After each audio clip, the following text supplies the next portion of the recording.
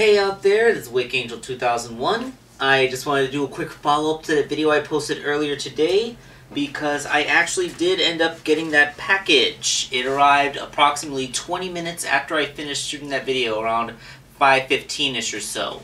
And first of all, yeah, look at how filthy this package is. It looks like somebody stepped on it. I've never had a package come to me from USPS looking so disgusting. I'm afraid to touch it. I gotta wash my hands after this.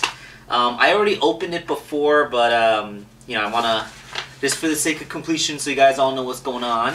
It just contained this. And it came from Generations of Stop Motion, which was actually kind of hard to read with this handwriting, but I got it.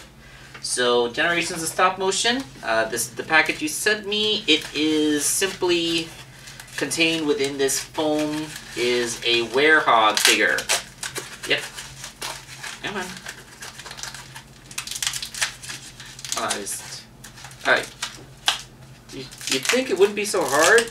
This is literally Scotch tape, but there's so many layers of it, I can't tear through it. Fortunately, my craft drawer is always on hand. You know what I said.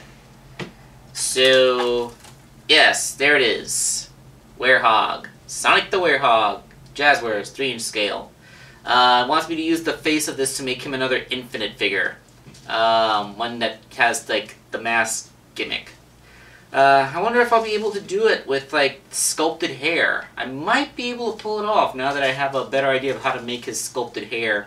Although, there's always got to be some compromises with the mask. I'm probably going to have to go with the craft foam ears again, because if I try to go with the sculpted ears, then the mask won't be able to come on and off without something being flexible. And I can't make the mask out of flexible materials because I don't have that kind of equipment, so the only thing we can do is make the ears flexible. Alright, so yeah, this thing is destined to be used as a base for another Infinite figure. But seriously, friends, don't send me stuff with UPS or FedEx. They suck. Especially if you live in apartments like me. So, just use the good old-fashioned postal system. That stuff will actually have a better chance of getting to me. And, quite frankly, it's far less of a headache to deal with. Alright, so, thanks for watching this little mini unboxing. Or unbagging, as it were, because it's an envelope. And, I hope you had a happy St. Patrick's Day. Yes, that is why I'm wearing my green Zelda shirt.